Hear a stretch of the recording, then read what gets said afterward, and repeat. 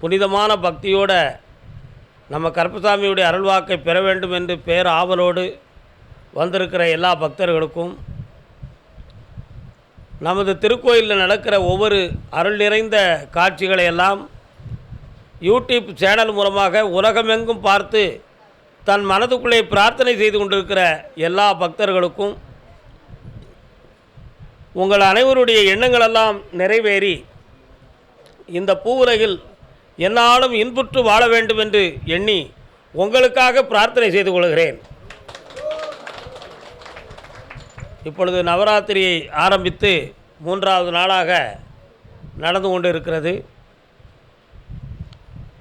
நவராத்திரி என்பதே ஒரு வரத்தின் அடிப்படையிலே தோன்றியதுதான். நவம் என்றால் 9, ராத்திரி என்றால் இரவு. 9 இரவுகள் விடாமல் போராடி ஒரு அசுரனை வென்ற ஒரு மகத்துவத்தின் தத்துவத்தை தான் நவராத்திரி என்று சொல்லுவது வழக்கம்.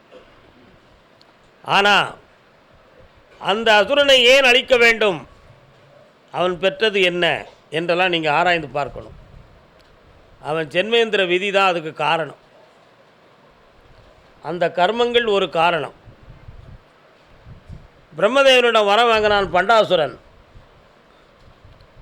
தேவராலும் மூவராலும் அழிக்க முடியாத மரணமற்ற பெருவாழ்வை நான் பெற வேண்டும் என்று நினைத்து வாங்கினான். பூவுலகத்தில் வாழ்வோர் எல்லாம் என்னையவே தெய்வமாக பூஜிக்க வேண்டும் என்று சொல்லி ஒரு வரத்தை வாங்கினான். நான் எதை செய்தாலும் யாரும் என்னை மறுக்கக்கூடாது, என்னை எதிர்க்கக்கூடாது, என்னை எதிர்த்தவர்கள் அழிய வேண்டும் என்று அகோர குணத்தோடு ஒரு வரத்தை வாங்கினான். அப்படியென்றால் அதற்கு முடிவு என்னன்னு கேட்கும் பொழுது சொன்னான், பாலிய வயது கொண்ட ஒரு சிறுமி மட்டும்தான் என்னை போராடி ஜெயிக்க முடியும், வேறு யாராலும் முடியாது, அப்படி ஒரு வரத்தை நீ எனக்கு தர வேண்டும் என்று கேட்டான். அவனுடைய அறிவு மயக்கம் என்னென்னா, ஒரு குழந்தை நம்மளை எதிர்க்க முடியுமா, அவளை நம்ம கொண்டுடலாம் அப்படி நினச்சி அப்படி ஒரு வரத்தை கேட்டான். அவனுடைய கர்மம் அப்படி பேச வைத்தது. இது எல்லாமே என்னது, அவனுடைய அறியாமை மட்டுமல்ல, அவன் முன் ஜென்மத்தில் பாவத்தை செய்து மறுபிறவியில் பண்டாசுரனாக பிறந்து தாய் பராசக்தியின் மூலமாக அதர்மத்தை அழிக்கும் பொருட்டு அவன் அழிய வேண்டும் என்ற ஒரு நிலைகளை அவன் பெற்றது தான். கர்மந்தான் மனிதனை இயக்குகிறது, கர்மந்தான் இந்த ஜீவன்களையே இயக்குகிறது, கர்மம்தான் இந்த உலகையே இன்று வழிநடத்தி சென்று கொண்டு இருக்கிறது. அசுரர்களுக்கு கீழே அசுரன் அரசாளுகிற அந்த இராஜாங்கத்தில் எல்லா மக்களுமே கஷ்டப்பட்டார்கள், எல்லோரும் கண்ணீர் வடித்தார்கள் பண்டாசுரனுடைய அரசவையில். அப்பொழுது தாய் பராசக்தி தோன்றிதான் அவனை அழிக்க வேண்டும் என்ற விதி நடந்தது. அப்போ தர்மம் தழுவிய இந்த மக்களை, தேவாதி தேவர்களை, தெய்வ குணம் படைத்தவர்களை அரக்கர்கள் ஆள வேண்டும் என்னும் ஒரு விதியும் கர்மமும் இருந்ததனால்தான் பண்டாசுரன் அவ்வளவு துயரங்களையும் அவ்வளவு துரோகங்களையும் இந்த சமூக மக்களுக்கு செய்து அவன் அரக்கனாக காட்சியளித்து கொண்டிருந்தான். அதுவே கர்மந்தான்.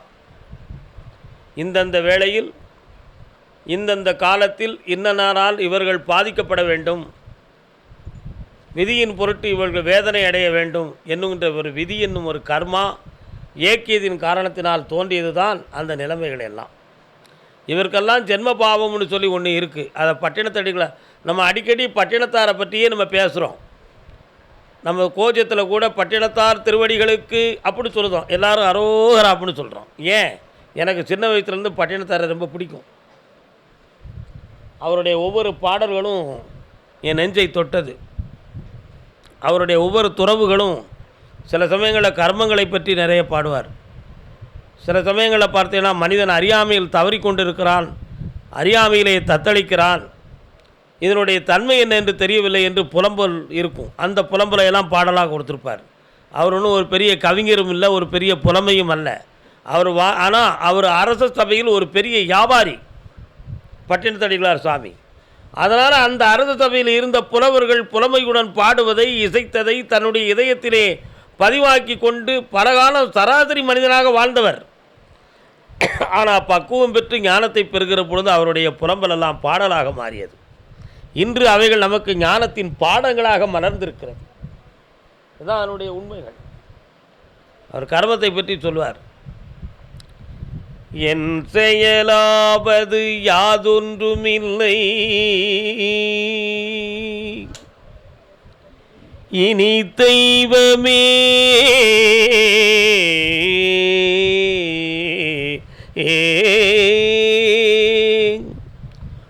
உன் செயலென்றேன் உணரப் பெற்றேன்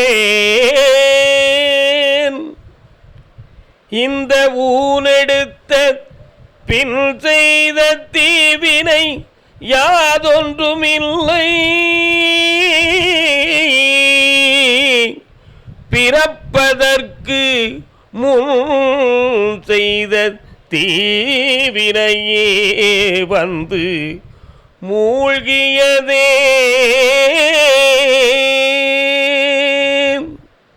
கர்மாவை பற்றி பாடுதார். இன்னைக்கு நடந்து கொண்டிருக்கிறது என் செயல் இல்லை அப்பா, எல்லாமே உன் செயல் என்று நான் உணர்ந்து இருக்கின்றேன். அதான் என் செயலாவது யாதொன்றுமில்லை இனி தெய்வமே உன் செயல் என்றே நான் உணரப்பெற்றேன். இந்த ஊனெடுத்த பின் செய்து இந்த சரீரத்தை எடுத்த பிறகு எது பாவம் எது புண்ணியம் என்று அறியாமையில் தத்தளித்து வந்ததனால் பாவ புண்ணியமும் அறியாமல் இருந்து விட்டேன் ஈசனே. ஆனால் இப்பொழுது நான் உணர்ந்தது மட்டும்தான், நான் பிறப்பதற்கு முன் செய்த தீவினையால் வந்துதான் இந்த வாழ்க்கையே மூண்டது என்பதை நான் உணர்ந்தேன்.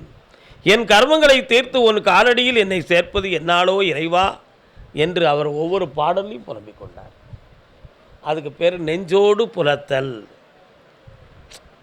அதாவது நெஞ்சோடு புலத்தல்னு ஒரு தனி தலைப்பவே போட்டு சுமார் 37 பாடல்களை சாமி அவர்கள் நமக்கு பாடியிருப்பார்.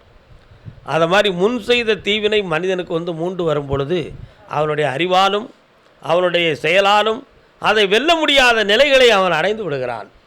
சில பேர்களுக்கு அறிந்து கொள்ள முடியாமல் கூட அந்த பாதையிலேயே சென்று தன் வாழ்வை வேதனையாக்கி கொண்டவர்களும், அந்த ஆணவ திமிரில் தான் செய்வதெல்லாம் சரி என்று போய் வாழ்ந்து மடிந்தவர்களும் இந்த உலகில் கோடான கோடி மக்கள். அதில் பண்டாசுரன் ஒருவன். அவன் பெற்ற வரத்தை பற்றி தான் நம்ம பேசும் பொழுது நிறைய பூலோக மக்களுக்கு இந்த உலகத்தில் அதிகமான அதர்மங்களை செய்தான். தான் ஏறி செல்லக்கூடிய தேரை பெண்கள் இழுத்து செல்ல வேண்டும், மாடுக்கும் குதிரைக்கும் பதிலாக பெண்களை இழுத்து செல்ல வேண்டும் என்று சொல்லி பெண்களை தேர் இழுக்க சொன்னான். அந்த தேரில் அவன் உலா வருவான். இப்படியெல்லாம் பற்பல விஷயங்களை எல்லாம் செய்து கடைசியில் இந்திரலோகத்தை போய் ஆட்டி படைத்து பிரம்மலோகத்தை போய் வேதனைப்படுத்தி இப்படி ஒவ்வொரு இடங்களாக போய் கஷ்டப்படுகிற பொழுது மும்மூர்த்திகளும் ஒரு நாள் கூடினார்கள். பிரம்மா, விஷ்ணு, சிவன். அழிக்கும் கடவுள், காக்கும் கடவுள், பிறப்பிக்குமாக படைக்கும் கடவுள்.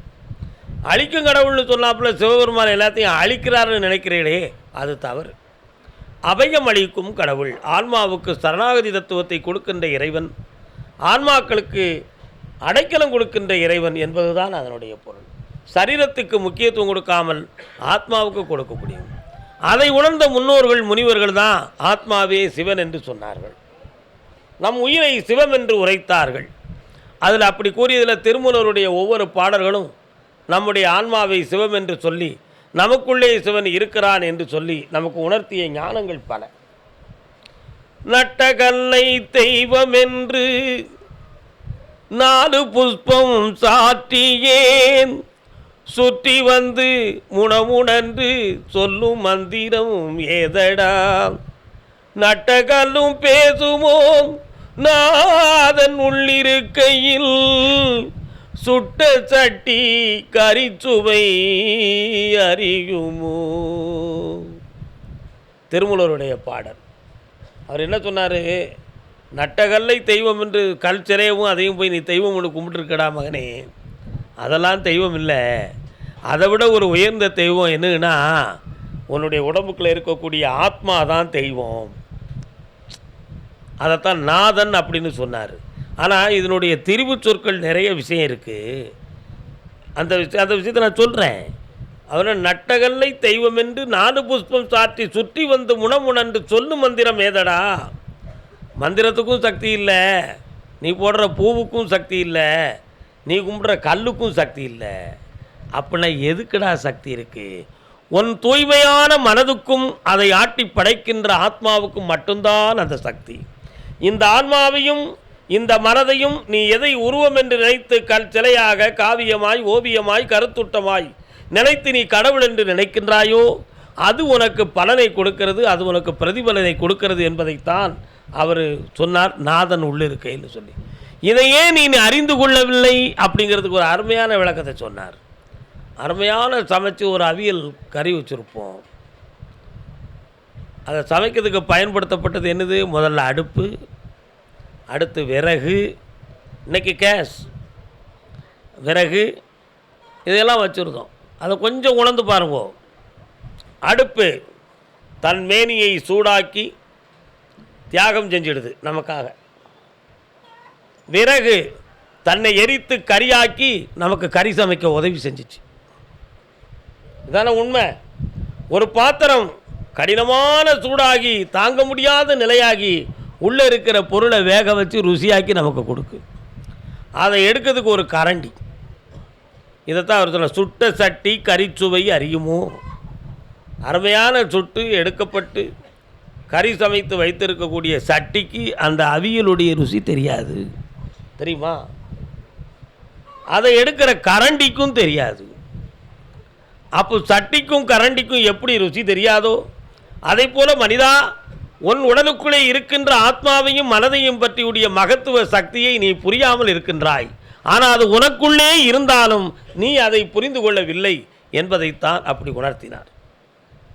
அதே மாதிரி தான் ஒரு ஞானியுடைய வீடாக இருக்கும், ஞானியுடைய உறவாக இருக்கும், ஞானியுடைய குடும்பமாக இருக்கும். ஊர் உலகமெல்லாம் அவரை கடவுள்னு கும்பிடும். ஆனால் மற்றவர்கள்லாம் சாதாரணமாகவே நினச்சிருப்பாங்க. அதுவும் சுட்ட சட்டிக்கு சமந்தான். ஏன்? அது பக்கத்தில் இருக்கிறனால அதனுடைய மகத்துவம் தெரியாது. முற்றத்து முல்லைக்கு முறுமணம் இல்லை என்று சொன்னார்களே, சொன்னாங்கன்னா மாற்றான் தோட்டத்து மல்லிகைக்கு மனம் என்றார்கள். ஆனால் முத்தத்து முல்லைக்கோ மனமில்லை என்று சொன்னார்கள். ஏன்?